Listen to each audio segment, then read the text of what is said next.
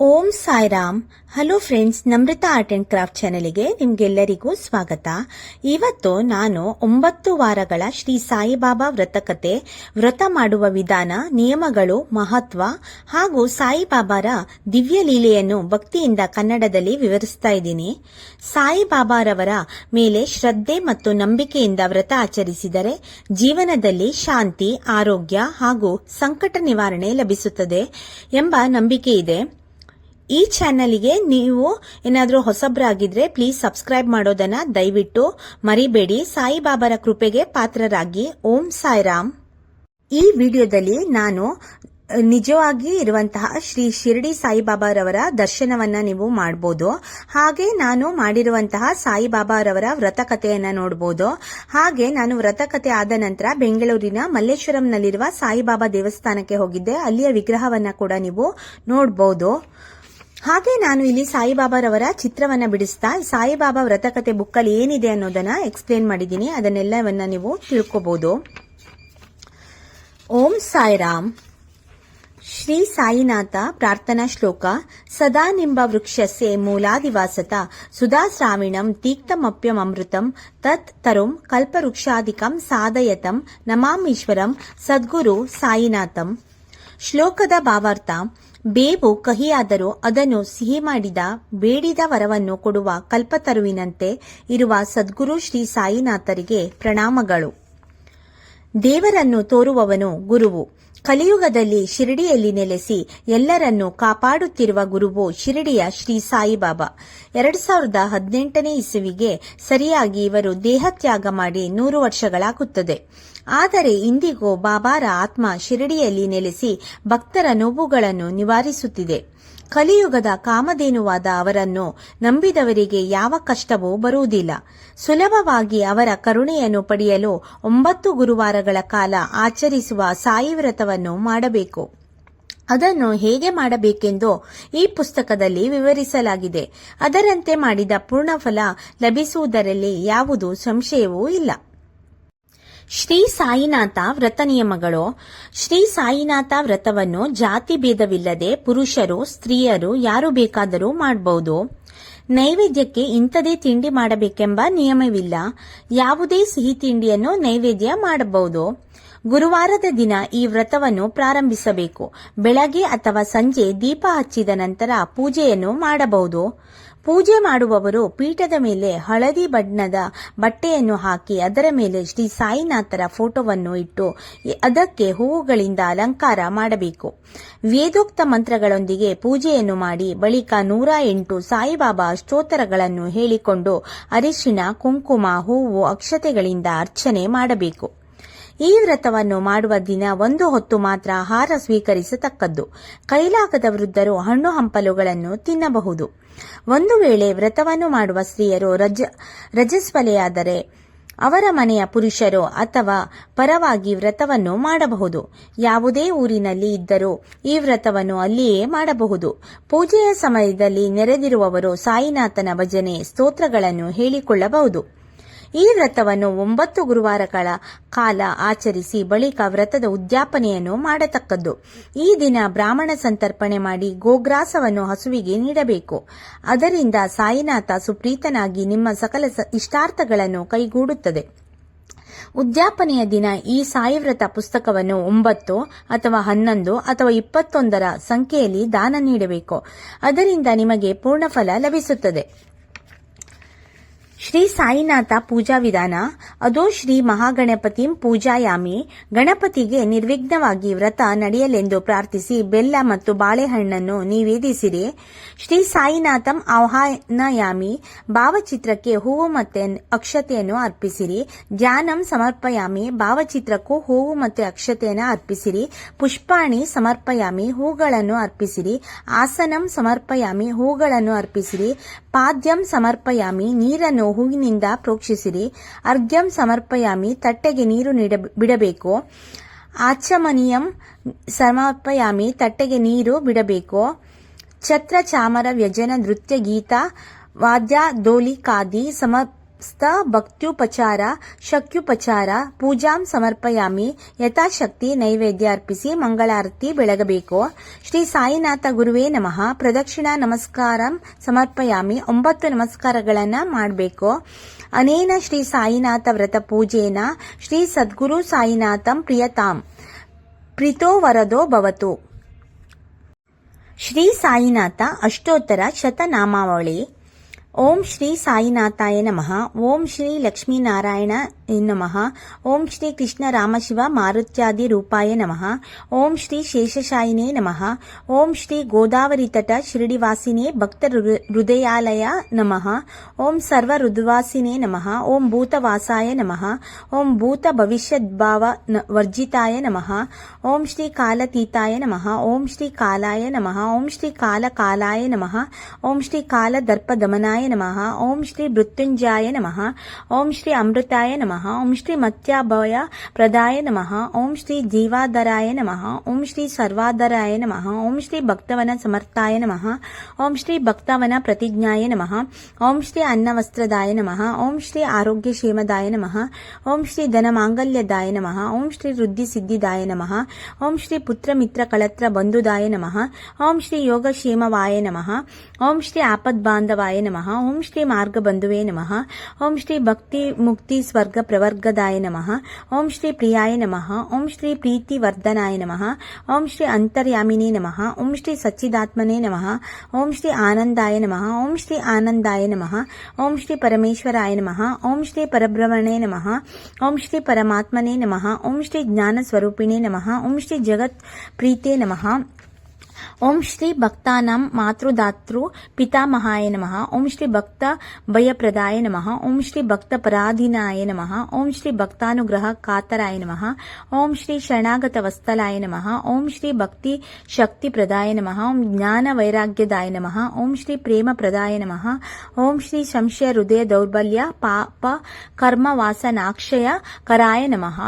ಓಂ ಶ್ರೀ ಹೃದಯ ಗ್ರಂಥಿ ಭೇದಕಾಯ ನಮಃ. ಓಂ ಶ್ರೀ ಕರ್ಮ ದಂಸಿನ್ಯೇ ನಮಃ. ಓಂ ಶ್ರೀ ಶುದ್ಧ ಸತ್ವ ಸ್ಥಿತಾಯ ನಮಃ. ಓಂ ಶ್ರೀ ಗುಣಾತೀತ ಗುಣಾತ್ಮನೇ ನಮಃ.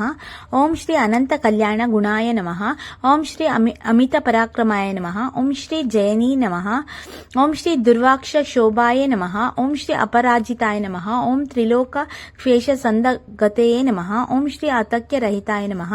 ಓಂ ಶ್ರೀ ಸರ್ವಮೂರ್ತಯೇ ನಮಃ. ಓಂ ಸುರೂಪ ಸುಂದರಾಯ ನಮಃ. ಓಂ ಶ್ರೀ ಸುಲೋಚನಾಯ ನಮಃ. ಓಂ ಶ್ರೀ ಬಹುರೂಪ ವಿಶ್ವಮೂರ್ತಯೇ ನಮಃ. ಓಂ ಶ್ರೀ ಆರೂಪಾವಕ್ತಾಯ ನಮಃ. ಓಂ ಶ್ರೀ ಅಚ್ಚಿತ್ಯಾಯ ನಮಃ. ಓಂ ಸೂಕ್ಷ್ಮಾಯ ನಮಃ. ಓಂ ಸರ್ವಾಂತಯಾಮಿನೇ ನಮಃ. ಓಂ ಶ್ರೀ ಮನೋವಾಗತೀತಾಯ ನಮಃ. ಓಂ ಶ್ರೀ ಪ್ರೇಮಮೂರ್ತಯೇ ನಮಃ. ಓಂ ಶ್ರೀ ಸುಲಭ ದುರ್ಬಾಯ ನಮಃ. ಓಂ ಶ್ರೀ ಅಸಹಾಯ ಸಹಾಯ ನಮಃ. ಓಂ ಶ್ರೀ ಅನಾಥನಾಥ ದೀನಬಂಧುವೇ ನಮಃ. ಓಂ ಸರ್ವಭಾರಭೃತೆ ನಮಃ. ಓಂ ಅಕರ್ಮ ನೇ ಕರ್ಮ ಸುಕರ್ಮಣೇ ನಮಃ. ಓಂ ಪುಣ್ಯಶ್ರವಣ ಕೀರ್ತನಾಯ ನಮಃ. ಓಂ ತೀರ್ಥಾಯ ನಮಃ. ಓಂ ವಾಸುದೇವಾಯ ನಮಃ. ಓಂ ಸತಾಂಗತೆಯೇ ನಮಃ. ಓಂ ಸತ್ಪುರುಷ ಸತ್ಪರಾಮಣಾಯ ನಮಃ. ಓಂ ಶ್ರೀ ಲೋಕನಾಥಾಯ ನಮಃ. ಓಂ ಶ್ರೀ ಪಾವನಾಗಯ ನಮಃ. ಓಂ ಶ್ರೀ ಅಮೃತಾಂಶವೇ ನಮಃ. ಓಂ ಶ್ರೀ ಭಾಸ್ಕರ ಪ್ರಭಾಯ ನಮಃ. ಓಂ ಬ್ರಹ್ಮಚರ್ಯ ಪಶ್ಚರಾದಿ ಸೂರತಾಯ ನಮಃ. ಓಂ ಸತ್ಯಧರ್ಮ ಪರಾಯಣಾಯ ನಮಃ. ಓಂ ಸಿದ್ದೇಶ್ವರಾಯ ನಮಃ. ಓಂ ಸಿದ್ಧಿ ಸಂಕಲ್ಪಾಯ ನಮಃ. ಓಂ ಯೋಗೇಶ್ವರಾಯ ನಮಃ. ಓಂ ಭಗವತೆ ನಮಃ. ಓಂ ಶ್ರೀ ಭಕ್ತವತ್ಸಲಾಯ ನಮಃ. ಓಂ ಸತ್ಪುರುಷಾಯ ನಮಃ. ಓಂ ಪುರುಷೋತ್ತಮಾಯ ನಮಃ. ಓಂ ಶ್ರೀ ಸತ್ಯ ಸತ್ವ ಬೋಧಕಾಯ ನಮಃ. ಓಂ ಕಾಮಾದಿ ಸರ್ವ ಜ್ಞಾನದಂಶ್ರಿಣೇ ನಮಃ. ಓಂ ಶ್ರೀ ಅಭೇದ ನಂದನ ಭವಪ್ರದಾಯ ನಮಃ. ಓಂ ಶ್ರೀ ಸರ್ವಸಮ್ಮತಾಯ ನಮಃ. ಓಂ ಶ್ರೀ ದಕ್ಷಿಣ ಮೂರ್ತಯೇ ನಮಃ. ಓಂ ಶ್ರೀ ವೆಂಕಟೇಶ ರಮಣಾಯ ನಮಃ. ಓಂ ಶ್ರೀ ಅದ್ಭುತ ನಂದಚರ್ಯಾಯ ನಮಃ. ಓಂ ಶ್ರೀ ಪ್ರಪನ್ನಾರ್ಹಿತಾಹರಾಯ ನಮಃ. ಓಂ ಶ್ರೀ ಸಂಸಾರ ಸರ್ವ ದುಃಖ ಕ್ಷರಕಾಯ ನಮಃ. ಓಂ ಸರ್ವಹಿಸ್ತ ಸರ್ವತೋಮುಖಾಯ ನಮಃ. ಓಂ ಶ್ರೀ ಸರ್ವಾಂತರ ಬಹಿಷ್ಠಾಯ ನಮಃ. ಓಂ ಶ್ರೀ ಸರ್ವಮಂಗಳಕರಾಯ ನಮಃ. ಓಂ ಶ್ರೀ ಸರ್ವಭೀಷ್ಟ ಪ್ರದಾಯ ನಮಃ. ಓಂ ಶ್ರೀ ಸಮರಸ. ಆರತಿ ಶ್ರೀ ಸಾಯಿ ಬಾಬಾ ಕಿ. ಆರತಿ ಶ್ರೀ ಸಾಯಿ ಗುರುವರ ಕಿ. परमानंद सदा सुरवर की, जाके कृपा विफल सुखकारी, दुख शोक संकट भयहारी, शिरडी में अवतार रचाया, चमत्कार से तत्व दिखाया, कितने भक्त चरण पर आए, वे सुख शांति चिरंतन पाए, भावा धैर्य जो मन में जैसा, पावत अनुभव वो ही वैसा, गुरु के बुद्धि लगवाई तन को, समाधान लाभत उस मन को, साई नाम सदा जो गावे, सो फल जग में शाश्वत पावे, गुरुवासर करी पूजा सेवा, उस पर कृपा करत गुरुदेवा, राम कृष्ण हनुमान रूप में दे दर्शन जानत जो मन में, विविध धर्म के सेवकाते दर्शन करे चित फल पाते, जय बोलो साई बाबा की, जय बोलो अवधत गुरु की, साई दास आरत जोगा. ಶ್ರೀ ಸಾಯಿನಾಥನ ವ್ರತಕಥೆಗಳು. ದಂಪತಿಗಳ ಕಷ್ಟ ಪರಿಹರಿಸಿದ ಸಾಯಿನಾಥ. ಗುಜರಾತ್ ರಾಜ್ಯದಲ್ಲಿ ವ್ಯಾಪಿ ಎಂಬ ಒಂದು ಊರಿದೆ. ಅಲ್ಲಿ ಕೋಕಿಲಾ ಮತ್ತು ಮಧುಸೂದನ್ ಎಂಬ ದಂಪತಿಗಳಿದ್ದರು. ಅವರು ಒಬ್ಬರನ್ನೊಬ್ಬರು ಪ್ರೀತಿಸುತ್ತಾ ಅನ್ಯೋನ್ಯವಾಗಿ ಸಂಸಾರ ಮಾಡಿಕೊಂಡಿದ್ದರು. ಮಧುಸೂದನ್ ಆ ಊರಿನಲ್ಲಿ ಒಂದು ಅಂಗಡಿ ಇಟ್ಟುಕೊಂಡು ವ್ಯಾಪಾರ ಮಾಡುತ್ತಿದ್ದನು. ವ್ಯಾಪಾರವು ತುಂಬಾ ಚೆನ್ನಾಗಿ ನಡೆಯುತ್ತಿತ್ತು. ದಂಪತಿಗಳಿಗೆ ಯಾವ ಕೊರತೆಯೂ ಇದ್ದಿರಲಿಲ್ಲ. ಅದ್ಯಾರ ಕಣ್ಣು ಅವರ ಮೇಲೆ ಬಿತ್ತೋ, ಇದ್ದಕ್ಕಿದ್ದಂತೆ ಒಂದು ದಿನ ಮಧುಸೂದನನ ಅಂಗಡಿಗೆ ಬೆಂಕಿ ಬಿತ್ತು. ಇದ್ದ ಪದ್ದ ವಸ್ತುಗಳೆಲ್ಲ ಸುಟ್ಟು ಭಸ್ಮವಾದವು. ಕೈಯಲ್ಲಿದ್ದ ಬಂಡವಾಳವೆಲ್ಲ ಬರಿದಾಯಿತು. ಬರಿಗೈನ ದಾಸಯ್ಯನಂತಾದ ಮಧುಸೂದನ್ ದಿಕ್ಕು ತೋಚದೆ ಹುಚ್ಚನಂತಾದ. ಕೈಗೆ ಸಿಕ್ಕಿದ ವಸ್ತುವಿನಿಂದ ಹೆಂಡತಿಗೆ ಹೊಡೆಯತೊಡಗಿದ. ಕೋಪದಿಂದ ಕಿರುಚತೊಡಗಿದ. 4 ಜನ ಅವನ ಮನೆಯ ಸ್ಥಿತಿಯನ್ನು ನೋಡಿ ನಗುವಂತಾಯಿತು. ಬಂಧುಗಳು ದೂರವಾದರು. ಆ ದಾರುಣ ಸ್ಥಿತಿಯಿಂದ ಕೋಕಿಲ ಜರ್ಜಿತಳಾದಳು. ಚಿಂತೆಯಿಂದ ಕೊರಗಿ ಕೃಶಕಾಯಳಾದಳು. ದಿಕ್ಕು ದಸೆಯಿಲ್ಲದೆ ಅವಳು ದೇವರೇ ದಿಕ್ಕು ಅಂದುಕೊಂಡು ಅವನ ಧ್ಯಾನದಲ್ಲಿ ಸಮಯ ಕಳೆಯತೊಡಗಿದಳು. ಒಂದು ದಿನ ಮಧ್ಯಾಹ್ನ ಅವಳು ಗಂಡನಿಗೆ ಬಡಿಸಿ ಅವನ ಊಟವಾದ ಮೇಲೆ ತಾನು ಊಟವನ್ನು ಮಾಡಲು ತಟ್ಟೆಯನ್ನಿಟ್ಟುಕೊಂಡಳು. ಆಗ ಹೊರಗೆ ಯಾರೋ ಅಮ್ಮ ಹಸಿವು ಭಿಕ್ಷೆ ನೀಡಿ ಎಂದು ಕೂಗಿಕೊಂಡರು. ಕೋಕಿಲ ಎದ್ದು ಹೋಗಿ ಬಾಗಿಲು ತೆರೆದು ನೋಡಿದಳು. ಒಬ್ಬ ಹಣ್ಣು ಮುದುಕ ನಡೆಯಲು ಶಕ್ತಿಯಿಲ್ಲದೆ ಊರುಗೋಲು ಸಹಾಯದಿಂದ ನಿಂತಿದ್ದ. ಅವನನ್ನು ನೋಡಿ ಕೋಕಿಲಾಳಲ್ಲಿ ಕರುಣೆ ಮೂಡಿತು. ಒಳಗೆ ಕರೆದು ತಾನು ಉಣ್ಣಲು ಇಟ್ಟುಕೊಂಡಿದ್ದ ಊಟವನ್ನು ಅವನಿಗೆ ನೀಡಿದಳು. ಮುದುಕ ತೃಪ್ತಿಯಿಂದ ಉಂಡು, ಅಮ್ಮ, ನಿನ್ನ ಮುಖವನ್ನು ನೋಡಿದರೆ ಏನೋ ದುಃಖ ನಿನ್ನನ್ನು ಕಾಡುತ್ತಿರುವಂತೆ ತೋರುತ್ತದೆ. ಏನೆಂದು ಹೇಳಿದರೆ ನನ್ನ ಕೈಲಾದ ಸಹಾಯವನ್ನು ಮಾಡುತ್ತೇನೆ ಎಂದನು. ತನ್ನ ಕಷ್ಟವನ್ನು ಯಾರಲ್ಲಾದರೂ ಹೇಳಿಕೊಂಡು ತನ್ನ ದುಃಖವನ್ನು ಕಡಿಮೆ ಮಾಡಿಕೊಳ್ಳಬೇಕೆಂದು ಕೋಕಿಲಳಿಗೆ ಅನಿಸಿತು. ಅವಳು, ಸ್ವಾಮಿ, ನಾನು ಚೆನ್ನಾಗಿ ಬಾಳಿ ಬದುಕಿದವರು, ಆದರೆ ಇತ್ತೀಚೆಗೆ ನಡೆದ ಒಂದು ದುರಂತದಿಂದಾಗಿ ನಾನು ಈ ಸ್ಥಿತಿಗೆ ಬಂದಿದ್ದೇನೆ. ನನ್ನ ಗಂಡ ಸಹನೆಯನ್ನು ಕಳೆದುಕೊಂಡು ಕೋಪಿಷ್ಠನಾಗಿದ್ದಾನೆ. ಕೈಗೆ ಸಿಕ್ಕಿದ ವಸ್ತುವಿನಿಂದ ನನ್ನನ್ನು ಬಡಿಯುತ್ತಾನೆ. ನನ್ನ ಕಷ್ಟವನ್ನು ಕೇಳುವವರು ಯಾರೂ ಇಲ್ಲ. ಪೂಜ್ಯರಾದ ನೀವು ಈ ಸಂಕಟ ನಿವಾರಣೆಗೆ ದಾರಿ ತೋರಿ ಎಂದು ಗಳಗಳನೆ ಅತ್ತಳು. ಮುದುಕರು, ತಾಯಿ, ಇಂದಿಗೆ ನಿನ್ನ ಕಷ್ಟ ಪರಿಹಾರವಾಯಿತೆಂದು ತಿಳಿ. ನೀನು ಬರುವ ಗುರುವಾರದಂದು ಸಾಯಿ ವ್ರತವನ್ನು ಮಾಡು. ಗುರುನಾಥನು ನಿನ್ನ ಕಷ್ಟವನ್ನು ಪರಿಹರಿಸುತ್ತಾನೆ ಎಂದು ಹೇಳಿ ಸಾಯಿನಾಥನ ವ್ರತ ವಿಧಾನವನ್ನು ಆಕೆಗೆ ತಿಳಿಸಿದನು. ಅದರಂತೆ ಕೋಕಿಲ ಗುರುವಾರದ ದಿನ ಭಕ್ತಿಯಿಂದ ಸಾಯಿನಾಥನ ವ್ರತವನ್ನು ಆಚರಿಸಿ ಸಂಜೆ ಸಾಯಿನಾಥನ ದೇವಾಲಯಕ್ಕೆ ಹೋದಳು. ಅವಳ ಮನಸ್ಸಿಗೆ ನೆಮ್ಮದಿ ಲಭಿಸಿತು. ಹೀಗೆ 9 ವಾರಗಳ ವ್ರತವನ್ನು ಆಚರಿಸಿ ವ್ರತದ ಉದ್ಯಾಪನೆಯನ್ನು ಮಾಡಿದಳು. ಆ ದಿನ ಅವಳ ಮನೆಯಲ್ಲಿ ಬ್ರಾಹ್ಮಣ ಸಂತರ್ಪಣೆ ನಡೆಯಿತು. ಬಂದಿದ್ದವರಿಗೆ ಸಾಯಿನಾಥ ವ್ರತದ ಪುಸ್ತಕವನ್ನು ಹಂಚಿದಳು. ಮರುದಿನ ಅವರ ಅಂಗಡಿಯಲ್ಲಿ ಸಾಲ ಪಡೆದಿದ್ದ ಗ್ರಾಹಕರು ತಾವಾಗಿ ಬಂದು ಹಣವನ್ನು ಹಿಂತಿರುಗಿಸಿದರು. ಅದರಿಂದ ಅವಳ ಗಂಡ ಚಿಕ್ಕದಾಗಿ ಒಂದು ಅಂಗಡಿಯನ್ನು ಪ್ರಾರಂಭಿಸಿದ. ದಿನದಿನಕ್ಕೆ ಅವನ ವ್ಯಾಪಾರ ಅಭಿವೃದ್ಧಿಯಾಯಿತು. ಗಂಡ ಹೆಂಡತಿ ಶಿರಡಿಗೆ ಹೋಗಿ ಪೂಜೆ ಸಲ್ಲಿಸಿ ಸಾಯಿನಾಥನ ಪರಮಭಕ್ತರಾದರು. ಓಂ ಸಾಯಿರಾಮ್. 2ನೇ ಅಧ್ಯಾಯ. ಮಂಡಿ ನೋವನ್ನು ನಿವಾರಿಸಿದ ಬಾಬಾ. ಮೈಸೂರಿನ ಸಮೀಪ ಒಂದು ಹಳ್ಳಿಯಲ್ಲಿ ಉಡುಪಿಯಿಂದ ಬಂದು ನೆಲೆಸಿದ್ದ ಸೀತಾರಾಮ್ ಭಟ್ ಎಂಬ ಓರ್ವ ಶಿವಳ್ಳಿ ಬ್ರಾಹ್ಮಣರ ಹೋಟೆಲ್ ಇಟ್ಟುಕೊಂಡು ಜೀವನ ನಡೆಸುತ್ತಿದ್ದರು. ಒಳಗಿನ ಕೆಲಸದಲ್ಲಿ ಅವರ ಪತ್ನಿ ಅವರಿಗೆ ಸಹಾಯ ಮಾಡುತ್ತಿದ್ದರು. ಜೀವನಕ್ಕಾಗುವಷ್ಟು ವ್ಯಾಪಾರ ನಡೆಯುತ್ತಿತ್ತು. ಅವರಿಗೆ 2 ಗಂಡು 2 ಹೆಣ್ಣು ಮಕ್ಕಳಾದರು. ಹೋಟೆಲಿನ ಸಣ್ಣ ವ್ಯಾಪಾರದಲ್ಲೇ ಭಟ್ಟರು ಮಕ್ಕಳ ವಿದ್ಯಾಭ್ಯಾಸ, ಮದುವೆ, ಮುಂಜಿ ಮಾಡಿದರು. ಇನ್ನೇನು ಚಿಂತೆ ಇಲ್ಲ ಎನ್ನುವಾಗ ಭಟ್ಟರಿಗೆ ಇದ್ದಕ್ಕಿದ್ದಂತೆ ಮಂಡಿ ನೋವು ಪ್ರಾರಂಭವಾಯಿತು. ಎದ್ದು ಓಡಾಡಲು ಕಷ್ಟವಾಯಿತು. ವೈದ್ಯರಿಗೆ ತೋರಿಸಿದರು. ಅವರು ಕಾಲಿನ ಮೂಳೆ ಮುರಿದಿದೆ, ಆಪರೇಷನ್ ಮಾಡಿದರೆ ಸರಿ ಹೋಗುತ್ತದೆ ಎಂದರು. ಆಪರೇಷನ್ನಿಗೆ ಲಕ್ಷಾಂತರ ರೂಪಾಯಿಗಳು ಬೇಕಾಗುತ್ತದೆ. ಆದರೆ ಅಷ್ಟು ಹಣ ಭಟ್ಟರ ಬಳಿಯಲ್ಲಿ ಇದ್ದಿರಲಿಲ್ಲ. ಅವರು ತಾವು ಇನ್ನು ಕೆಲಸಕ್ಕೆ ಬಾರದ ವ್ಯಕ್ತಿಯಾಗಿ ಒಂದು ಮೂಲೆಯಲ್ಲಿ ಬಿದ್ದಿರಬೇಕಾಗುತ್ತದೆ ಅಂದುಕೊಂಡರು.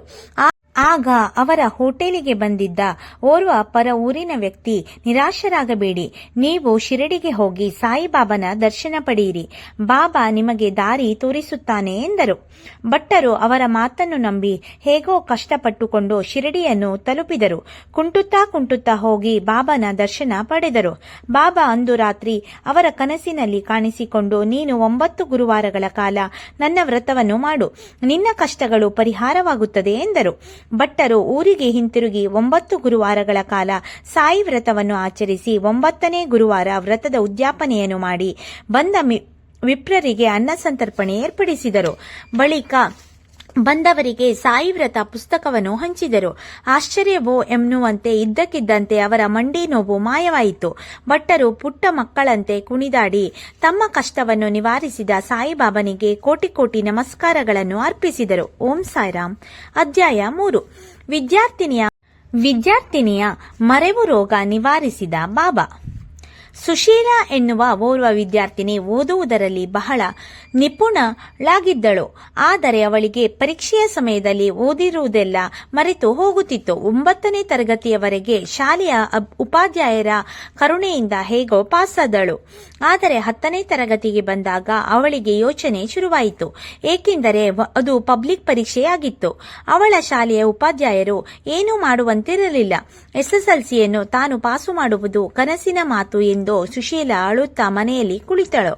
ಆಗ ಅವಳ ತಾಯಿಯ ಸ್ನೇಹಿತೆಯೊಬ್ಬರು, ಮಗು, ನೀನು ಶಿರಡಿಯ ಸಾಯಿಬಾಬರನ್ನು ಕುರಿತು 9 ಗುರುವಾರಗಳ ವ್ರತವನ್ನು ಆಚರಿಸು, ಅದರಿಂದ ನಿನ್ನ ನೆನಪಿನ ಶಕ್ತಿ ಪುನಶ್ಚೇತನಗೊಂಡು ಪರೀಕ್ಷೆಯಲ್ಲಿ ಪಾಸಾಗುತ್ತಿ ಎಂದರು. ಅದರಂತೆ ಸುಶೀಲಾ ಮನೆಯವರ ಒಪ್ಪಿಗೆ ಪಡೆದು 9 ಗುರುವಾರಗಳ ಕಾಲ ಸಾಯಿ ವ್ರತವನ್ನು ಆಚರಿಸಿ ಉದ್ಯಾಪನೆಯನ್ನು ಮಾಡಿ ಅನ್ನದಾನ ಮತ್ತು ಪುಸ್ತಕ ದಾನವನ್ನು ಮಾಡಿದಳು. ಪರೀಕ್ಷೆ ಬಂತು. ಸುಶೀಲಾ ಧೈರ್ಯವಾಗಿ ಹೋಗಿ ಪರೀಕ್ಷೆಯಲ್ಲಿ ಬರೆದಳು. ಸಾಯಿಬಾಬಾರ ಕೃಪೆಯಿಂದ ಅವಳು ಓದಿಕೊಂಡಿದ್ದೆಲ್ಲ ಜ್ಞಾಪಕಕ್ಕೆ ಬಂದಿತು. ಆ ವರ್ಷ ಅವಳು ಪ್ರಥಮ ಶ್ರೇಣಿಯಲ್ಲಿ ಪಾಸಾದಳು. ತನ್ನ ಮರೆವು ರೋಗವನ್ನು ನಿವಾರಿಸಿದ ಸಾಯಿಬಾಬಾರನ್ನು ಮುಂದೆ ಅವಳು ಜೀವನದುದ್ದಕ್ಕೂ ಪೂಜಿಸತೊಡಗಿದಳು. ಅಧ್ಯಾಯ 4. ಕಣ್ಣು ನೋವನ್ನು ನಿವಾರಿಸಿದ ಬಾಬಾ. ಓಂ ಸಾಯಿರಾಮ್. ನಾರಾಯಣರಾವ್ ಎಂಬ ಒಬ್ಬ ಬ್ಯಾಂಕ್ ಉದ್ಯೋಗಿ ಇದ್ದರು. ಅವರು ಲೆಕ್ಕಪತ್ರ ನೋಡುವುದರಲ್ಲಿ ತುಂಬಾ ನಿಪುಣರಾಗಿದ್ದರು.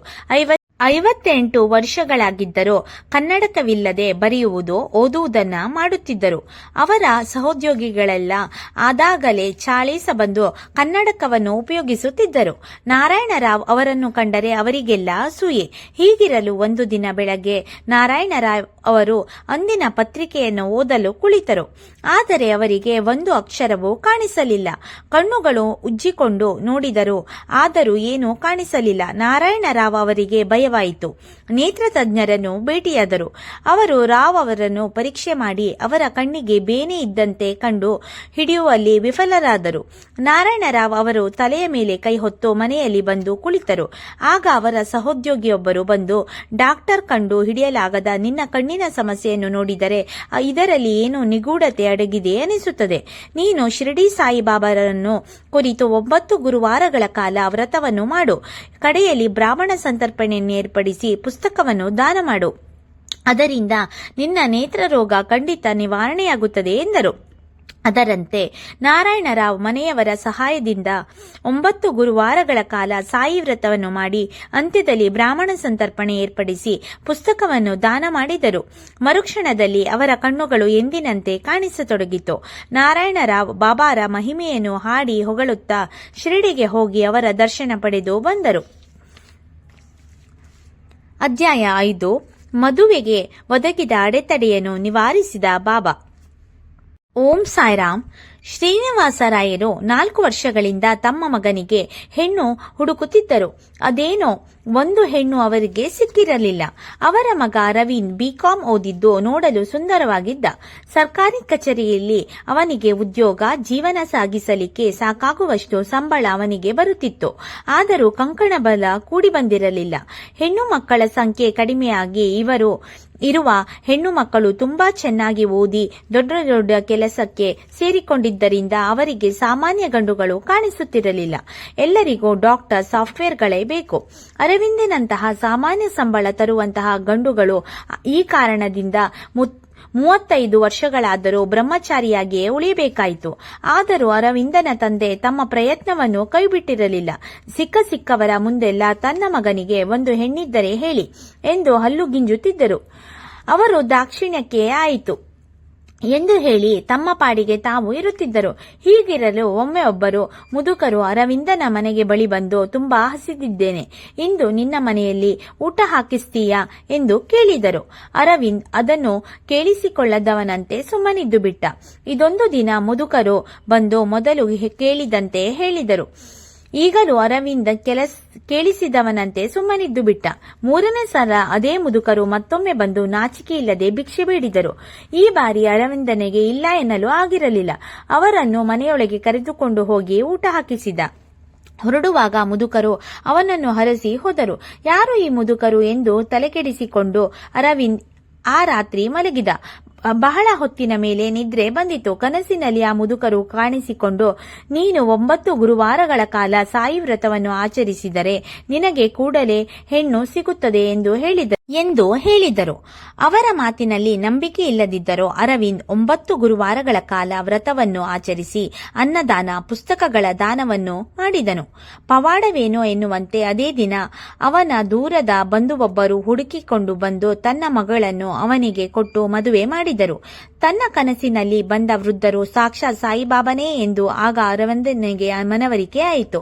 ಕೂಡಲೇ ಅವನು ಪತ್ನಿ ಸಮೇತವನಾಗಿ ಶಿರಡಿಗೆ ಹೋಗಿ ಸಾಯಿಬಾಬಾರ ದರ್ಶನ ಪಡೆದು ತನ್ನ ಉದ್ದಟತನಕ್ಕಾಗಿ ಬಾಬಾನಲ್ಲಿ ಕ್ಷಮೆ ಬೇಡಿದನು. ಪರಮ ಕರುಣಾಳು ಆದ ಬಾಬಾ ಅವನನ್ನು ಕ್ಷಮಿಸಿ ಅವನನ್ನು ಹರಿಸಿ ಕಳುಹಿಸಿದನು. ಮುಂದಿನ ದಿನಗಳಲ್ಲಿ ಅರವಿಂದನಿಗೆ ಯಾವ ತೊಂದರೆಯೂ ಇಲ್ಲದೆ ಜೀವನ ಸಾಗಿಸತೊಡಗಿದ. ಓಂ ಸಾಯಿರಾಮ್. ಸಂತಾನ ಭಾಗ್ಯ ಕರುಣಿಸಿದ ಬಾಬಾ. ರಾಜೀವ್ ತಾರಾ ಎಂಬ ದಂಪತಿಗಳಿಗೆ ಮದುವೆಯಾಗಿ 10 ವರ್ಷಗಳಾದರೂ ಮಕ್ಕಳಾಗಿರಲಿಲ್ಲ. ಅವರು ಅದಕ್ಕಾಗಿ ತಾನು ದೇವರುಗಳಿಗೆ ಹರಕೆ ಹೊತ್ತರು. ನುರಿತ ವೈದ್ಯರುಗಳನ್ನು ಸಂಪರ್ಕಿಸಿ ಪರೀಕ್ಷೆ ಮಾಡಿಸಿಕೊಂಡರು. ಆದರೂ ಅವರಿಗೆ ಮಕ್ಕಳಾಗಲಿಲ್ಲ. ಸುತ್ತಮುತ್ತಲಿನ ಜನ ತಾರಾಳನ್ನು ಬಂಜೆ ಎಂದು ಕರೆದರು. ಮಕ್ಕಳನ್ನು ಅವರ ಕೈಗೆ ಕೊಡುತ್ತಿರಲಿಲ್ಲ. ಅರಿಶಿನ ಕುಂಕುಮಕ್ಕೆ ಕರೆಯುತ್ತಿರಲಿಲ್ಲ. ಈ ಅವಮಾನವನ್ನು ಸಹಿಸಲಾರದೆ ಅವರು ಇದ್ದ ಊರನ್ನೇ ಬಿಟ್ಟರು. ಆದರೂ ಬಂಜೆ ಎಂಬ ಪಟ್ಟ ತಾರಾಳನ್ನು ಬಿಡಲಿಲ್ಲ. ಒಂದು ದಿನ ದಂಪತಿಗಳು ದಾರಿಯಲ್ಲಿ ಹೋಗುತ್ತಿರುವಾಗ ಒಂದು ಮನೆಯಲ್ಲಿ ಸಿಹಿಯನ್ನು ಹಂಚುತ್ತಿದ್ದರು. ದಂಪತಿಗಳು ಅಲ್ಲಿಗೆ ಹೋಗಿ ಅದರಿಂದ ಸಿಹಿಯನ್ನು ಪಡೆದು, ಇಂದು ಏನು ವಿಶೇಷ, ಏಕೆ ಸಿಹಿಯನ್ನು ಹಂಚುತ್ತಿರುವಿರಿ ಎಂದು ಕೇಳಿದರು. ಆ ಮನೆಯವರು, ಇಂದು ಗುರುವಾರ, ನಾನು ಸಾಯಿ ವ್ರತವನ್ನು 9 ಗುರುವಾರಗಳಿಂದ ಆಚರಿಸಿ ಇಂದು ಉದ್ಯಾಪನೆಯನ್ನು ಮಾಡಿ ಅನ್ನದಾನ, ಪುಸ್ತಕದಾನ, ಸಿಹಿಯನ್ನು ಹಂಚಿದ್ದೇನೆ. ನಮಗೆ ಬಂದಿದ್ದ ದೊಡ್ಡ ಕಷ್ಟವೊಂದು ಈ ವ್ರತವನ್ನು ಮಾಡಿದ್ದರಿಂದ ನಿವಾರಣೆಯಾಗಿದೆ. ಈ ವ್ರತವನ್ನು ಯಾರು ಬೇಕಾದರೂ ಮಾಡಬಹುದು. ಮಕ್ಕಳಿಲ್ಲದವರಿಗೆ ಮಕ್ಕಳು, ದರಿದ್ರರಿಗೆ ಧನಲಾಭ, ವಿದ್ಯಾಕಾಂಕ್ಷಿಗೆ ವಿದ್ಯೆ, ಹೀಗೆ ಯಾರಿಗೆ ಏನು ಬೇಕೋ ಅದನ್ನು ಸಾಯಿನಾಥ ಕರುಣಿಸುತ್ತಾನೆ ಎಂದರು. ಅದನ್ನು ಕೇಳಿ ದಂಪತಿಗಳಿಗೆ ತಮ್ಮ ಮನೆಗೆ ಹೋಗಿ ಅದೇ ಗುರುವಾರದಿಂದ ವ್ರತವನ್ನು ಪ್ರಾರಂಭಿಸಿದರು. 9 ಗುರುವಾರಗಳ ಕಾಲ ವ್ರತವನ್ನು ಆಚರಿಸಿ ಅನ್ನದಾನ, ಪುಸ್ತಕದಾನವನ್ನು ಮಾಡಿದರು. ಇದಾಗಿ ಕೆಲವೇ ದಿನಗಳಲ್ಲಿ ತಾರಾ ಗರ್ಭಿಣಿಯಾದಳು. ನವಮಾಸ ತುಂಬಲು ಒಂದು ಗಂಡು ಮಗುವಿಗೆ ಜನ್ಮ ನೀಡಿದಳು. ಆ ಮಗುವಿಗೆ ಸಾಯಿನಾಥ ಎಂದು ಹೆಸರಿಟ್ಟರು. ಅವರು ತುಸು ದೊಡ್ಡವನಾಗುತ್ತಿದ್ದಂತೆ ದಂಪತಿಗಳು ಅವನನ್ನು ಕರೆದುಕೊಂಡು ಶಿರಡಿಗೆ ಹೋದರು. ಅಲ್ಲಿ ಬಾಬಾನ ದರ್ಶನವನ್ನು ಪಡೆದು ಧನ್ಯತಾಭಾವದಿಂದ ಊರಿಗೆ ಹಿಂತಿರುಗಿದರು. ಸಾಯಿನಾಥನ ಲಾಲನೆ ಪಾಲನೆಯಲ್ಲಿ ತಮ್ಮ ಜೀವನವನ್ನು ಆನಂದದಿಂದ ಕಳೆಯುತ್ತಾ ಸಾಯಿಬಾಬನ ಭಕ್ತರಾದರು. ಓಂ ಸಾಯಿರಾಮ್. ಉದ್ಯೋಗವನ್ನು ಕರುಣಿಸಿದ ಬಾಬಾ. ಶ್ರೀಪತಿ ರಾಯರಿಗೆ ಒಬ್ಬನೇ ಮಗ. ಅವರು ಸಣ್ಣ ಉದ್ಯೋಗದಲ್ಲಿದ್ದರೂ ಹೊಟ್ಟೆ ಬಟ್ಟೆ ಕಟ್ಟಿ ಮಗನಿಗೆ ಒಳ್ಳೆ ವಿದ್ಯಾಭ್ಯಾಸವನ್ನು ಕೊಡಿಸಿದರು. ಅವರ ಮಗ ಶ್ರೀಕಾಂತ್ ಪದವಿ ಪಡೆದು ಉದ್ಯೋಗಕ್ಕಾಗಿ ಅರ್ಜಿಗಳನ್ನು ಹಾಕತೊಡಗಿದ. ಎಷ್ಟು ವರ್ಷವಾದರೂ ಅವನಿಗೆ ಉದ್ಯೋಗ ಸಿಗಲಿಲ್ಲ. ಶ್ರೀಪತಿ ರಾಯರು ನಿವೃತ್ತರಾದರು. ಅವರಿಗೆ ಬರುವ ಪಿಂಚಣಿಯಲ್ಲಿ ಸಂಸಾರ ನಡೆಸುವುದು ಕಷ್ಟವಾಯಿತು. ಆ ಸಮಯದಲ್ಲಿ ಶ್ರೀಪತಿ ರಾಯರ ಗೆಳೆಯರೊಬ್ಬರು ಅವರ ಮನೆಗೆ ಬಂದರು. ಶ್ರೀಪತಿ ರಾಯರು ಅವರಲ್ಲಿ ತಮ್ಮ ಕಷ್ಟವನ್ನು ಹೇಳಿಕೊಂಡರು. ಅವರು, ಯೋಚನೆ ಮಾಡಬೇಡ ಶ್ರೀಪತಿ, ನೀನು ನಿನ್ನ ಮಗನ ಕೈಯಲ್ಲಿ ಸಾಯಿ ವ್ರತವನ್ನು ಮಾಡಿಸು, ಅದರಿಂದ ಅವನಿಗೆ ಬೇಗ ಉದ್ಯೋಗ ಸಿಗುತ್ತದೆ ಎಂದರು. ಶ್ರೀಪತಿ ರಾಯರು ಗುರುವಾರ ಬರುತ್ತಿದ್ದಂತೆ ಮಗನ ಕೈಯಿಂದ ಸಾಯಿ ವ್ರತವನ್ನ ಮಾಡಿಸಿದರು. 9 ಗುರುವಾರಗಳು ಆಗುತ್ತಿದ್ದಂತೆ ಉದ್ಯಾಪನೆ ಮಾಡಿ, ಅನ್ನದಾನ ಮಾಡಿ, ಪುಸ್ತಕಗಳ ದಾನವನ್ನು ಮಾಡಿ, ಸಾಯಿಬಾಬನ ಕೃಪೆಯಿಂದ ಕೆಲವೇ ದಿನಗಳಲ್ಲಿ ಅವರ ಮಗನಿಗೆ ಒಳ್ಳೆಯ ನೌಕರಿ ಸಿಕ್ಕಿತು. ಮೊದಲನೇ ತಿಂಗಳ ಸಂಬಳದಲ್ಲಿ ಎಲ್ಲರೂ ಶಿರಡಿಗೆ ಹೋಗಿ ಬಾಬಾನಿಗೆ ಪೂಜೆ ಸಲ್ಲಿಸಿದರು. ಸಾಯಿಬಾಬಾ ಅವರ ಕುಟುಂಬದಲ್ಲಿ ಶಾಂತಿ ನೆಮ್ಮದಿ ನೆಲೆಸುವಂತೆ ಮಾಡಿದ. ಅಧ್ಯಾಯ 8. ತಾಯಿ ಮಗನಿಗೆ ಶೀಘ್ರ ನ್ಯಾಯ ಕರುಣಿಸಿದ ಬಾಬಾ.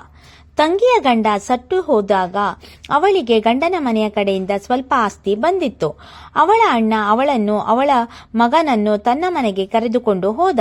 ಬಣ್ಣದ ಮಾತುಗಳಿಂದ ತಂಗಿಯನ್ನು ಮರುಳು ಮಾಡಿ ಅವಳ ಆಸ್ತಿಯನ್ನು ತನ್ನ ಸ್ವಾಧೀನಕ್ಕೆ ತೆಗೆದುಕೊಂಡ. ಬಳಿಕ ಅವಳನ್ನು ಮನೆಯಿಂದ ಹೊರಹಾಕಿ ಆಸ್ತಿಯನ್ನು ತಾನೇ ಅನುಭವಿಸತೊಡಗಿದ. ಅವನ ತಂಗಿ ಅಲ್ಲಿ ಇಲ್ಲಿ ಮನೆ ಕೆಲಸ ಮಾಡುತ್ತಾ ಮಗನನ್ನು ಓದಿಸಿ ದೊಡ್ಡವನಾಗಿ ಮಾಡಿದಳು. ಅವನಿಗೆ ನೌಕರಿ ಸಿಕ್ಕಿತು. ಅವಳು ಮಗನಲ್ಲಿ ತನಗಾದ ಅನ್ಯಾಯವನ್ನು ಹೇಳಿಕೊಂಡಳು. ಅವಳ ಮಗ ಮಾವನ ಮೇಲೆ ಕೇಸು ಹಾಕಿದ. ಅವಳ ಮಾವ ಲಾಯರನ್ನು ಇಟ್ಟು ಕೇಸು ನಡೆಸತೊಡಗಿದ. ಅದು ಎಷ್ಟು ವರ್ಷಗಳಾದರೂ ಬಗೆಹರಿಯಲಿಲ್ಲ. ತಂಗಿಗೆ ಯಾರೋ, ನೀವು ಸಾಯಿ ವ್ರತವನ್ನು ಆಚರಿಸಿದರೆ ಕೇಸು ನಿಮ್ಮಂತೆ ಆಗುತ್ತದೆ ಎಂದು ತಿಳಿಸಿದರು. ಅದರಂತೆ ತಾಯಿ ಮಗ 9 ಗುರುವಾರಗಳ ಕಾಲ ಸಾಯಿ ವ್ರತವನ್ನು ಆಚರಿಸಿ 9ನೇ ವಾರ ಅನ್ನದಾನ, ಪುಸ್ತಕದಾನ ಮಾಡಿದರು. ಸಾಯಿಬಾಬನ ದಯೆಯಿಂದ ಕೇಸು ಅವರಂತೆಯೇ ಆಯಿತು. ಕೈಬಿಟ್ಟು ಹೋಗಿದ್ದ ಆಸ್ತಿ ಮತ್ತೆ ಸಿಕ್ಕಿತು. ಅದರಿಂದ ಪುಳಕಿತಳಾದ ತಾಯಿ ಮಗ ಮುಂದೆ ಬದುಕಿನುದ್ದಕ್ಕೂ ಸಾಯಿಬಾಬನ ಭಕ್ತರಾಗಿ ವರ್ಷವೂ ಶಿರಡಿಗೆ ಹೋಗುತ್ತಾ ನೆಮ್ಮದಿಯಿಂದ ಬದುಕತೊಡಗಿದರು. ಅಪಾಯದಿಂದ ಪಾರು ಮಾಡಿದ ಸಾಯಿಬಾಬಾ. ಓಂ ಸಾಯಿರಾಮ್. ಧರ್ಮಸ್ಥಳ ಯಾತ್ರೆ ಮುಗಿಸಿ ಹಿಂತಿರುಗುತ್ತಿದ್ದಾಗ ಚಂದ್ರನಾಥ ಎನ್ನುವವರ ಕಾರು ಮರಕ್ಕೆ ಡಿಕ್ಕಿ ಹೊಡೆದು ಹೊಂಡದಲ್ಲಿ ಬಿದ್ದಿತು. ಆಗ ಒಬ್ಬ ಮುದುಕರು ಕಾರಿನಲ್ಲಿ ಅಲ್ಲಿಗೆ ಬಂದು ಪ್ರಜ್ಞಾಹೀನರಾಗಿದ್ದ ಅವರೆಲ್ಲರನ್ನು ತಮ್ಮ ಕಾರಿನಲ್ಲಿ ಹಾಕಿಕೊಂಡು ಸಮೀಪದಲ್ಲಿದ್ದ ಊರಿನ ಆಸ್ಪತ್ರೆಗೆ ಸೇರಿಸಿದರು. ಅವರಿಗೆ ಪ್ರಜ್ಞೆ ಬಂದಾಗ ಡಾಕ್ಟರ್ ಸಾಯಿನಾಥ ಎನ್ನುವ ವೃದ್ಧರು ನಿಮ್ಮನ್ನು ತಂದು ಇಲ್ಲಿ ಸೇರಿಸಿದರು. ಅವರ ಮುಖದಲ್ಲಿ ಸಾತ್ವಿಕ ಕಳೆ ಇತ್ತು. ನೋಡಲು ಶಿರಡಿ ಸಾಯಿಬಾಬರಂತೆ ಕಾಣಿಸುತ್ತಿದ್ದರು ಎಂದರು. ಚಂದ್ರನಾಥನ ಮನೆಯವರು ಸಾಯಿನಾಥನ ಭಕ್ತರು. ಸಾಯಿಬಾಬನೇ ಬಂದು ತಮ್ಮನ್ನು ಕಾಪಾಡಿರಬೇಕೆಂದುಕೊಂಡು ಹುಷಾರಾದ ಮೇಲೆ ಗುರುವಾರದಂದು ಸಾಯಿ ವ್ರತವನ್ನ ಮಾಡಿದರು. 9 ವಾರದ ನಂತರ ಉದ್ಯಾಪನೆಯನ್ನು ಮಾಡಿ ಬ್ರಾಹ್ಮಣ ಸಂತರ್ಪಣೆ, ಪುಸ್ತಕದಾನವನ್ನು ಮಾಡಿದರು. ಅದರಿಂದ ಸಂತೃಪ್ತಿಗೊಂಡ ಸಾಯಿನಾಥ ಅವರ ಕನಸಿನಲ್ಲಿ ಬಂದು, ನೀವು ಅಪಘಾತಕ್ಕೆ ಸಿಲುಕಿದಾಗ ನಿಮ್ಮನ್ನು ಆಸ್ಪತ್ರೆಗೆ ಸೇರಿಸಿದವನು ನಾನೇ. ನನ್ನನ್ನು ನಂಬಿದವರನ್ನು ನಾನು ಎಂದಿಗೂ ಕೈಬಿಡುವುದಿಲ್ಲ ಎಂದು ತಿಳಿಸಿ ಅಭಯ ಹಸ್ತವನ್ನ ತೋರಿಸಿದರು. ಓಂ ಸಾಯಿರಾಮ್. ಶ್ರೀ ಸಾಯಿನಾಥನ ಅವತಾರ. ಸಂಕ್ಷಿಪ್ತ ಸಾಯಿಬಾಬಾ ಚರಿತ್ರೆ.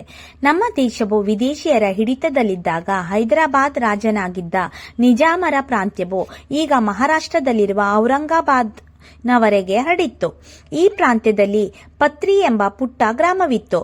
ವೃಕ್ಷರಾಜಿಗಳು ಮತ್ತು ಪ್ರಾಕೃತಿಕ ಬೆಡಗಿನೊಂದಿಗೆ ಈ ಹರಿತ ಭೂಮಿಯ ಗ್ರಾಮಸ್ಥರನ್ನು ಆಧ್ಯಾತ್ಮಿಕ ಎತ್ತರಕ್ಕೆ ಸೆಳೆದೊಯ್ಯುತ್ತಿತ್ತು.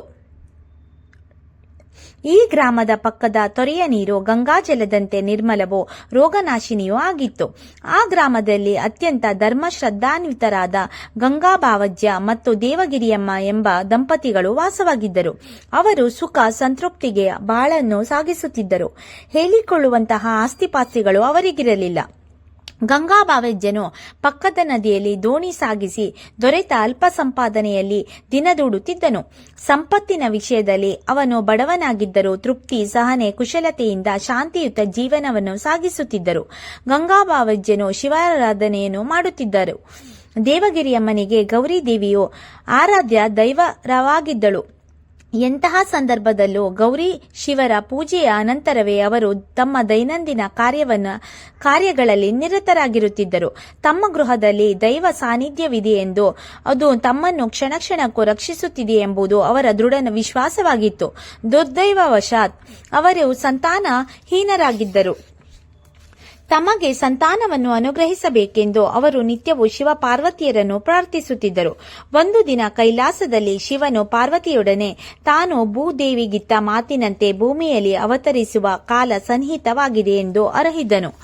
ಆಗ ಪಾರ್ವತಿಯು ತಾನು ಸಹ ಭೂಮಿಯಲ್ಲಿ ಜನ್ಮ ತಾಳಿ ಶಿವನ ಅವತಾರ ಕಾರ್ಯದಲ್ಲಿ ಸಹಕರಿಸುವಂತೆ ಅನುಗ್ರಹಿಸಬೇಕೆಂದು ಬೇಡಿಕೊಂಡಳು. ಆದರೆ ಶಿವನು ಒಪ್ಪಲಿಲ್ಲ.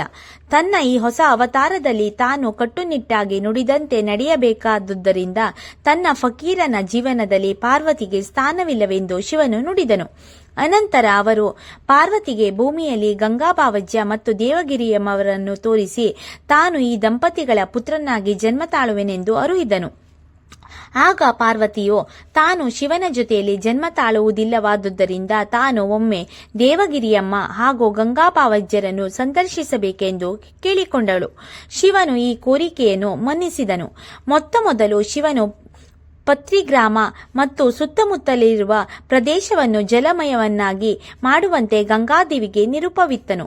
ಧಾರಾಕಾರವಾಗಿ ಅತಿವೃಷ್ಟಿಯಾಗಿ ಆ ಗ್ರಾಮ ಮತ್ತು ಸುತ್ತಮುತ್ತಲಿನ ಊರುಗಳೆಲ್ಲವೂ ಜಲಾವೃತವಾದವು. ಗಂಗಾಭಾವಜ್ಯನು ತನ್ನ ದೋಣಿಗಳೆಲ್ಲ ನೆರೆಯಲ್ಲಿ ತೇಲಿ ಹೋಗಬಹುದೆಂದು ಭಯದಿಂದ ರಾತ್ರಿ ಭೋಜನದ ನಂತರ ದೋಣಿಯನ್ನು ಉಳಿಸಿಕೊಳ್ಳಲು ಪಕ್ಕದ ನದಿ ತೀರಕ್ಕೆ ಧಾವಿಸಿದನು. ರಾತ್ರಿ ಸುಮಾರು 9 ವೇಳೆಗೆ ಗಂಗಾಭಾವಜ್ಯ ಮನೆಯ ಬಾಗಿಲು ಬಡಿದಂತಾಯಿತು. ತನ್ನ ಪತಿಯು ಹಿಂದಿರುಗಿದನೆಂದು ಭಾವಿಸಿ ದೇವಗಿರಿಯಮ್ಮ ಕದ ತೆರೆದಳು. ಬಂದಾತ ಅವಳ ಪತಿಯಾಗಿರಲಿಲ್ಲ. ಒಬ್ಬ ಅಪರಿಚಿತ ವೃದ್ಧನು ಒಳಗೆ ಬಂದನು. ಆ ಸಣ್ಣ ಹಳ್ಳಿಯಲ್ಲಿ ದೇವಗಿರಿಯಮ್ಮನಿಗೆ ತಿಳಿಯದವರು ಯಾರೂ ಇರಲಿಲ್ಲ. ಆ ವೇಳೆಯಲ್ಲಿ ಒಳಗೆ ಬಂದ ಅಪರಿಚಿತ ವೃದ್ಧನು ಯಾರೆಂದು ತಿಳಿಯಲು ಆಕೆ ಪ್ರಯತ್ನಿಸಿದಳು. ಆಗ ಆ ವೃದ್ಧನು ಹೊರಗೆ ತುಂಬಾ ಚಳಿ ಇರುವುದರಿಂದ ಸ್ವಲ್ಪ ಹೊತ್ತು ಮನೆಯೊಳಗೆ ವಿಶ್ರಮಿಸಿಕೊಳ್ಳಲು ಅನುಮತಿಯನ್ನು ಬೇಡಿದನು. ಧರ್ಮಿಷ್ಠೆಯಾದ ಆಕೆ ಜಗಲಿಯ ಮೇಲೆ ಮಲಗಬಹುದೆಂದು ಹೇಳಿ ಒಳಗೆ ಹೋಗಿ ಬಾಗಿಲು ಹಾಕಿಕೊಂಡಳು. ಕೆಲ ಹೊತ್ತಿನ ನಂತರ ವೃದ್ಧನು ಬಾಗಿಲು ತಟ್ಟಿದನು. ಆಕೆ ಬಾಗಿಲು ತೆರೆದಾಗ ವೃದ್ಧನು, ಅಮ್ಮ, ತುಂಬಾ ಹಸಿವಾಗಿದೆ, ಸ್ವಲ್ಪ ಆಹಾರವನ್ನು ಕೊಡು ಎಂದು ಕೇಳಿದನು. ಆದರೆ ಅಡುಗೆಯೆಲ್ಲ ಉಂಡು ಮುಗಿದು ಹೋಗಿದ್ದರಿಂದ ಆಕೆ ನಿರುಪಾಯಳಾಗಿ ಸ್ವಲ್ಪ ತಿಂಡಿ ತೀರ್ಥಕ್ಕಾಗಿ ಮನೆಯೆಲ್ಲ ಹುಡುಕತೊಡಗಿದಳು. ಸ್ವಲ್ಪವೇ ಸ್ವಲ್ಪ ಹಿಟ್ಟು ಮಾತ್ರ ಉಳಿದಿತ್ತು. ಅದನ್ನೇ ಸ್ವಲ್ಪ ಮೊಸರಿನೊಂದಿಗೆ ಕಲಿಸಿ ವೃದ್ಧನಿಗೆ ಬಡಿಸಿದಳು. ಅನ್ನದಾತನು ಕೃತಜ್ಞತೆಯಿಂದ ಸೇವಿಸಿದನು. ತದನಂತರ ಆಕೆ ತನ್ನ ಕೊಠಡಿಯೊಳಗೆ ಹೋಗಿ ಒಳಗಿನಿಂದ ಚಿಲುಕ ಹಾಕಿ ನಿದ್ರೆಗೆ ತಯಾರಿ ಮಾಡಿದಳು. ಸ್ವಲ್ಪ ಹೊತ್ತಿನ ನಂತರ ಮತ್ತೆ ಬಾಗಿಲು ಬಡಿದಂತಾಯಿತು. ಕದ ತೆರೆದಾಗ ಅದೇ ವೃದ್ಧ ಅಲ್ಲಿ ನಿಂತಿದ್ದನು.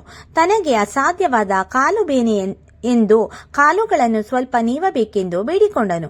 ಪತಿಯ ಅನುಪಸ್ಥಿತಿಯಲ್ಲಿ ಸಂಪೂರ್ಣ ಅಪರಿಚಿತನೊಬ್ಬನ ವರ್ತನೆಯಿಂದ ಆಕೆ ತಬ್ಬಿಬ್ಬಾದಳು. ವೃದ್ಧ ಆಗಂತಕನು ನಿಜವಾಗಿಯೂ ಒಬ್ಬ ಮನುಷ್ಯನೇ ಅಥವಾ ತನ್ನನ್ನು ಪರೀಕ್ಷಿಸಲೆಂದು ಬಂದ ಪರಮ ಶಿವನೇ ಎಂಬ ಸಂದೇಹ ಅವಳಲ್ಲಿ ಮೂಡಿತು. ಈ ಸಂದರ್ಭದಲ್ಲಿ ಏನು ಮಾಡಬೇಕೆಂದು ದಿಕ್ಕು ತೋರದೆ ಆಕೆ ಅಳುತ್ತಾ ಪಾರ್ವತಿಯನ್ನು ಪ್ರಾರ್ಥಿಸಿದಳು. ವೃದ್ಧನ ಕಾಲುತ್ತಲು ಒಂದಿಬ್ಬರು ಕೆಲಸದಾಳುಗಳು ಸಹಾಯ ಪಡೆಯಲು ಆಕೆ ಹಿಂಬಾಗಿಲಿನಿಂದ ಹೊರನಡೆದಳು. ಆಳುಗಳಿಗೆ ಸಾಕಷ್ಟು ಹಣ ತೆರಲು ಆಕೆ ಸಿದ್ಧವಾಗಿದ್ದರೂ ಯಾರೂ ಸಿಗಲಿಲ್ಲ. ನಿರಾಶಳಾಗಿ ಆಕೆ ಹಿಂತಿರುಗಿ ಬಂದು ತನ್ನ ಕಾಲುತ್ತಲೇ ಬೇಡವೇ ಎಂದು ಸಂದಿಗ್ಧಕ್ಕೊಳಗಾದಳು. ಆಕೆ ಈ ಸಂದಿಗ್ಧವನ್ನು ತನ್ನನ್ನು ಪಾರು ಮಾಡುವಂತೆ ದೇವಿಯನ್ನು ಏಕಚಿತ್ತದಿಂದ ಪ್ರಾರ್ಥಿಸಿದಳು. ಆ ವೃದ್ಧನು ಮತ್ತೊಮ್ಮೆ ಬಾಗಿಲನ್ನು ತಟ್ಟಿದನು. ಅಷ್ಟರಲ್ಲಿ ಹಿಂಬಾಗಿಲಿನಿಂದ ಸ್ತ್ರೀಯೊಬ್ಬಳು ಪ್ರವೇಶಿಸಿ ದೇವಗಿರಿಯಮ್ಮನುದ್ದೇಶಿಸಿ ಹೀಗೆಂದು ನುಡಿದಳು, ಅಮ್ಮ, ವೃದ್ಧನೊಬ್ಬನ ಕಾಲೊತ್ತಲೆಂದು ನನ್ನನ್ನು ಕರೆಯಲು ತನ್ನ ಮನೆಗೆ ನೀವು ಬಂದಿದ್ದರಂತೆ. ಆಗ ನಾನಿರಲಿಲ್ಲ. ಈಗ ನಾನು ಬಂದೆ. ಯಾರ ಸೇವೆಯನ್ನು ಮಾಡಬೇಕು ಹೇಳಿ. ತನ್ನ ಮೊರೆ ಕೇಳಿ ಪಾರ್ವತಿಯೇ ಈಕೆಯನ್ನು ಕಳುಹಿಸಿರಬೇಕೆಂದು ಭಾವಿಸಿ ದೇವಗಿರಿಯಮ್ಮ ಸಂತೋಷದಿಂದ ದೇವಿಗೆ ತನ್ನ ಕೃತಜ್ಞತೆಯನ್ನು ಸಲ್ಲಿಸಿದಳು. ಆ ಸ್ತ್ರೀಯನ್ನು ವೃದ್ಧನ ಕಾಲೊತ್ತಲೆಂದು ಜಗಲಿಗೆ ಕಳುಹಿಸಿ ಆಕೆ ತನ್ನ ಕೊಠಡಿಗೆ ಮರಳಿ ಕದವನ್ನು ಭದ್ರಪಡಿಸಿದಳು. ಸ್ವಲ್ಪ ಹೊತ್ತಿನ ನಂತರ ಬಾಗಿಲು ತೆರೆದು ನೋಡಿದಾಗ ವೃದ್ಧನಾಗಲಿ ಕಾಲೊತ್ತಲು ಬಂದ ಸ್ತ್ರೀಯಾಗಲಿ ಕಾಣಬರಲಿಲ್ಲ. ಬದಲಾಗಿ ಆ ಸ್ಥಳದಲ್ಲಿ ಶಿವಪಾರ್ವತಿಯರು ಆಸೀನರಾಗಿದ್ದರು. ಹರ್ಷಾತಿರೇಕದಿಂದ ಆಕೆ ಅವರ ಪಾದಗಳೆಗೆರಗಿದಳು. ಈಶ್ವರನನ್ನು ಆಕೆಯ ಮನೋಭಿಷ್ಟವನ್ನು ಸಲ್ಲಿಸುವಂತೆ ಪಾರ್ವತಿಗೆ ಹೇಳಿದನು. ನೀವು ದೈವಾಂಶ ಸಂಭೂತರಲ್ಲವೇ, ನೀವೇ ಅನುಗ್ರಹಿಸಿ ಎಂದಳು.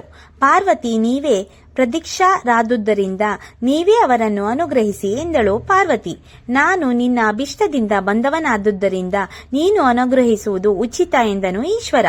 ಆಗ ಪಾರ್ವತಿಯು, ನಿನಗೆ ಒಬ್ಬ ಪುತ್ರನೋ ಓರ್ವ ಪುತ್ರಿಯೂ ಜನಿಸುವರು ಎಂದು ಹರಿಸಿದಳು. ಅದನ್ನು ಕೇಳಿ ಆಕೆ ಇನ್ನೊಮ್ಮೆ ಶಿವನ ಆಡಿದವರೆಗೆ ಎರಗಿದಳು. ಆಗ ಶಿವನು, ತಾಯೇ, ನಿನ್ನ ಭಕ್ತಿಗೆ ನಾನು ಮೆಚ್ಚಿದ್ದೇನೆ. ನಾನೇ ಸ್ವಂತ ನಿನ್ನ ತೃತೀಯ ಪುತ್ರನಾಗಿ ಜನ್ಮ ತಾಳುತ್ತೇನೆ ಎಂದು ವರವಿತ್ತನು. ಆಕೆ ಮೇಲೆದ್ದಾಗ ಶಿವಪಾರ್ವತಿಯರು ಅಂತರ್ಧಾನರಾಗಿದ್ದರು. ರಾತ್ರಿ ಇಡೀ ಆಕೆ ನಿದ್ರೆ ಮಾಡದೆ ತಮ್ಮ ಮನೆಗೆ ಶಿವಪಾರ್ವತಿಯರ ಆಗಮನದ ಶುಭವಾರ್ತೆಯನ್ನು ತಿಳಿಸಲು ಪತಿ ಹಿಂತಿರುಗುವುದನ್ನೇ ಕಾಯುತ್ತಿದ್ದಳು. ಕಣ್ಣು ಮುಚ್ಚಿದರೂ ತೆರೆದರೂ ಶಿವಪಾರ್ವತಿಯರ ರೂಪವನ್ನೇ ಆಕೆ ಕಾಣುತ್ತಿದ್ದಳು. ಉದಯ ಕಾಲದಲ್ಲಿ ಪತಿ ಹಿಂತಿರುಗಿ ಬಂದಾಗ ನಡೆದ ವಿಷಯಗಳನ್ನು ಆಕೆ ಸವಿವರವಾಗಿ ಹೇಳಿದರು. ಆತ ನಂಬಲಿಲ್ಲ. ಆಕೆಗೇನೋ ಹುಚ್ಚು ಹಿಡಿದಿರಬೇಕೋ ಇಲ್ಲ ಸ್ವಲ್ಪ ಸ್ವಪ್ನವಾಗಿರಬೇಕೋ ಎಂದಾತ ವ್ಯಂಗ್ಯ ಮಾತುಗಳನ್ನಾಡಿದನು. ದೇವ ದಂಪತಿಗಳು ಮನೆಗೆ ಬರುವುದೆಂದರೇನು? ಪತ್ನಿ ಎಷ್ಟೇ ಮನದಟ್ಟು ಮಾಡಲು ಯತ್ನಿಸಿದರೂ ಆತ ನಂಬಲು ಸಿದ್ಧನಿರಲಿಲ್ಲ. ಕಾಲಕ್ರಮೇಣ ದೇವಗಿರಿಯಮ್ಮ ಓರ್ವ ಪುತ್ರನಿಗೋ ಓರ್ವ ಪುತ್ರಿಗೋ ಜನ್ಮ ನೀಡಿದಳು. ಅನೇಕ ವರ್ಷಗಳ ವಿವಾಹ ಜೀವನದ ನಂತರ ಸಂತಾನ ಲಾಭವಾದಾಗ ಗಂಗಾಬಾವಜ್ಜನು ದೇವದಂಪತಿಗಳ ಸಂದರ್ಶನವನ್ನು ಅವರು ತನ್ನ ಪತ್ನಿಗಿತ್ತ ವರಪ್ರದಾನದ ಕಥೆಯನ್ನು ನಂಬಿದನು. ಅನಂತರ ಅನೇಕ ವರ್ಷ ಪರಿವರ್ತನೆಗಳಾಗಿ ತೊಡಗಿದವು. ತಪಶ್ಚರ್ಯನಾಚರಿಸಿ ಶಿವಪಾರ್ವತಿಯರ ದರ್ಶನ ಭಾಗ್ಯವನ್ನು ಪಡೆಯಬೇಕೆಂದು ಆತನು ನಿರ್ಧರಿಸಿದನು. ಸಂಸಾರ ಬಂಧನಗಳು ತನ್ನ ತಪಸ್ಸಿಗೆ ವಿಘ್ನಕಾರಕಗಳೆಂದು ಆತನು ಭಾವಿಸಿದನು.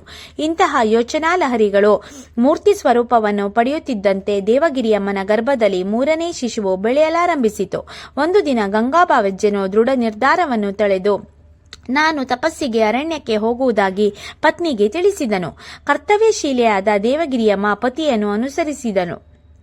ದನಕಾದಿಗಳೊಂದು ಇಲ್ಲದೆ ಶಿವಪಾರ್ವತಿಯರ ಮೇಲೆ ದೃಢ ವಿಶ್ವಾಸವನ್ನರಿಸಿ ಗಾಢಾರಣ್ಯದ ಒಂದು ಅಜ್ಞಾತಗಮ್ಯ ಸ್ಥಾನದೆಡೆಗೆ ಅವರಿಬ್ಬರು ಪಯಣಿಸಿದರು.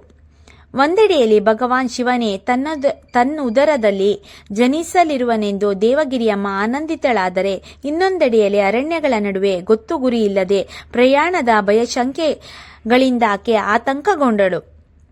ಈ ಮಿಶ್ರ ಭಾವನೆಯೊಂದಿಗೆ ಅವರು ಪ್ರಯಾಣವನ್ನು ಮುಂದುವರಿಸಿದರು. ಅದು 1835ನೇ ಇಸವಿಯ ಸೆಪ್ಟೆಂಬರ್ 28ನೇ ತಾರೀಕು. ಗಂಗಾಬಾವಜ್ಜೆ ದಂಪತಿಗಳು ಪಯಣ ಮಾಡುತ್ತಲೇ ಇದ್ದರು. ಸೂರ್ಯನು ಗಗನವೇರುತ್ತಾ ತನ್ನ ಎಳೆಯ ರತ್ನ ರಶ್ಮಿಗಳನ್ನು ಭೂಮಿಯತ್ತ ಚಾಚುತ್ತಿದ್ದನು. ದೇವಗಿರಿಯಮ್ಮನಿಗೆ ಪ್ರಸವ ವೇದನೆ ಆರಂಭವಾಯಿತು. ಆಕೆ ನಿಧಾನವಾಗಿ ನಡೆದು ದೊಡ್ಡ ಆಲದ ಮರವೊಂದರ ನೆರಳಿನಲ್ಲಿ ಮಲಗಿ ಪ್ರಸವ ವೇದನೆಯನ್ನು ಅನುಭವಿಸುತ್ತಿದ್ದಳು.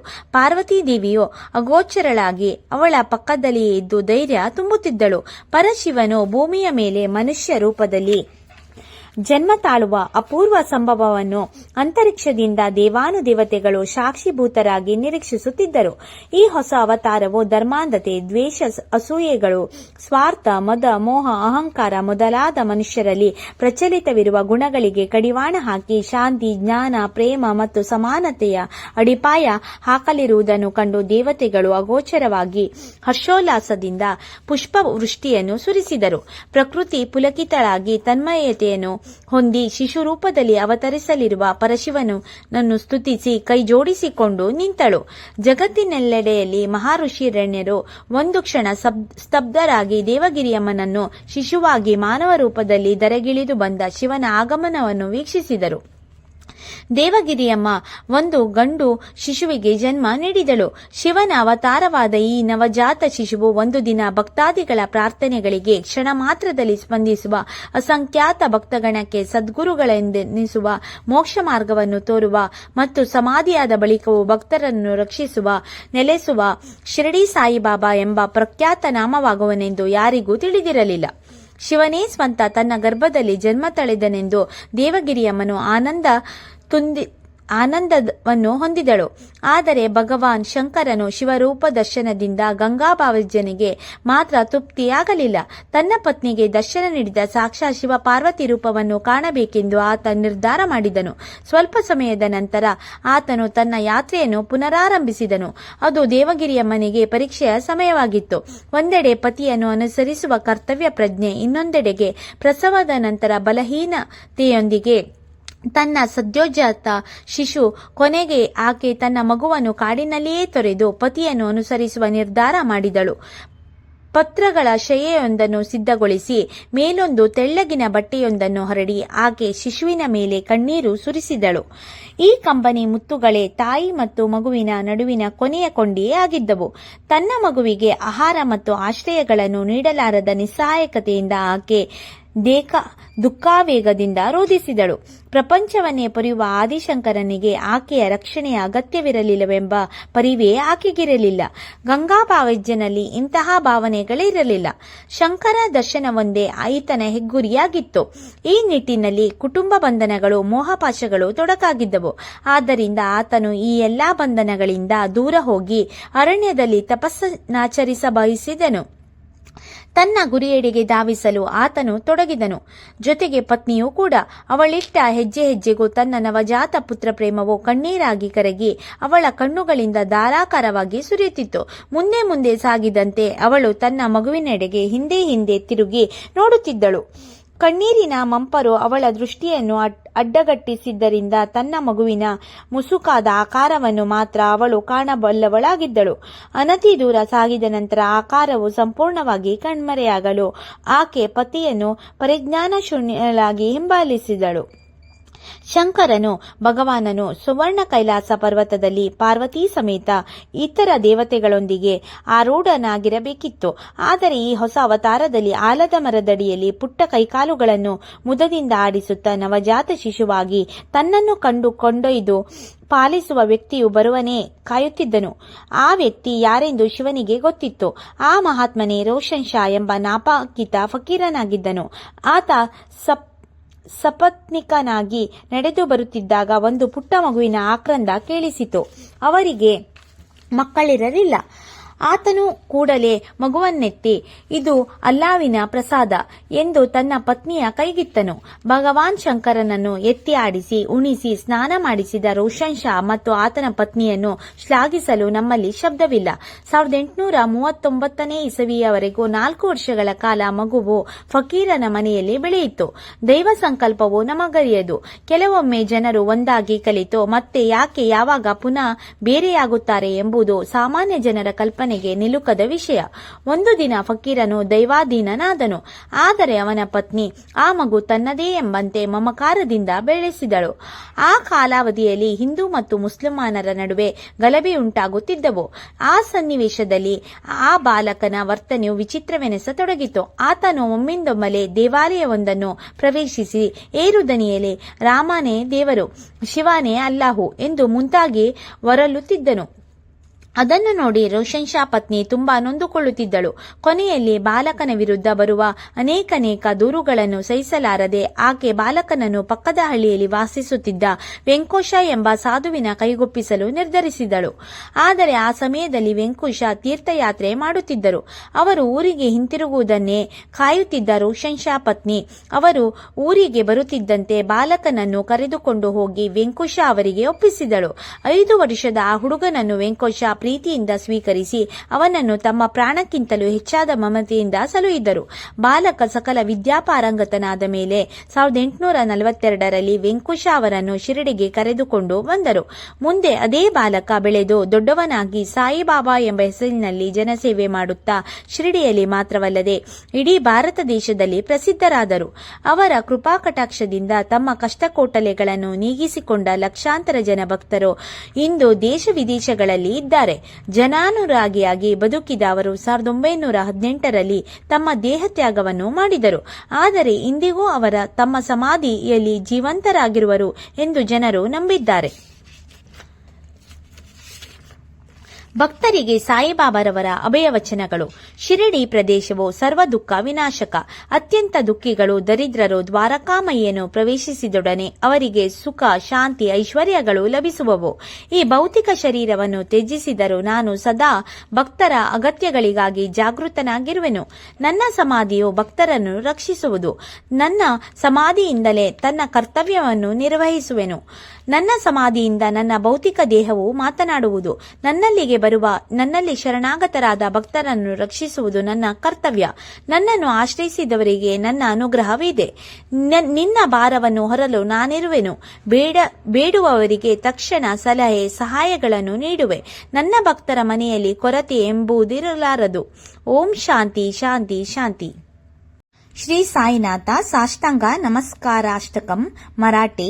अनंता तुला ते कसरे स्तवावे, अनंता तुला से कसरे नमावे, अनंता मुखांच्या शिणशेष गाता नमस्कार साष्टांग श्री साईनाथ.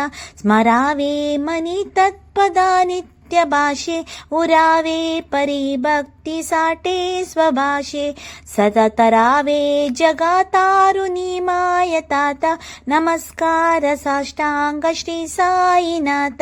वजे जो सदा दावया संत लीला दिसे अज्ञ लोका परी जो जनाला परी अंतरी ज्ञान कैवल्य दाता नमस्कार साष्टांग श्री साईनाथ.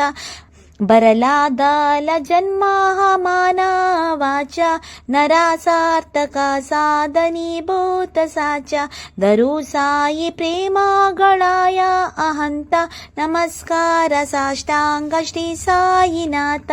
धरावे करीसान अल्पज्ञ बाला करावे अज्ञाधन्य चुंबोनी गाला मुखी गाला प्रेमी करग्रास आता नमस्कार साष्टांग श्री साईनाथ. सुराधिक चांचू पदा वंदित्याति शुकाधिक जाते समानत्व देति प्रयागादि तीर्थे पदी नम्र होता नमस्कार साष्टांग श्री साईनाथ. तज्जा ज्या पदा पाहता गोप बाली सदा रंगली चित स्वरूपी मिळाली करी रास क्रीडा सवी कृष्णनाथ नमस्कार साष्टांग श्री साईनाथ. तुहा माह को माहणे एक जावे करा जोडितो दीन अत्यंत भावे भवी मोहिनी राज हातारी आता नमस्कार साष्टांग श्री साईनाथ. ಓಂ ಸಾಯಿರಾಮ್. ಓಂ ಸಾಯಿರಾಮ್. ಇದಿಷ್ಟು ಶ್ರೀ ಸಾಯಿನಾಥ ವ್ರತ 9 ಗುರುವಾರಗಳ ಮಹತ್ವಪೂರ್ಣ ಚಮತ್ಕಾರ ವ್ರತದಲ್ಲಿರುವಂತಹ ಕತೆ ಮಾಹಿತಿಗಳಾಗಿತ್ತು. ಈ ಎಲ್ಲ ಇನ್ಫಾರ್ಮೇಶನ್ಗಳು ನಿಮ್ಗೇನಾದ್ರೂ ಇಷ್ಟ ಆದ್ರೆ ಪ್ಲೀಸ್ ಲೈಕ್ ಮಾಡಿ, ಶೇರ್ ಮಾಡಿ, ಹಾಗೆ ಸಬ್ಸ್ಕ್ರೈಬ್ ಮಾಡೋದನ್ನ ದಯವಿಟ್ಟು ಮರಿಬೇಡಿ.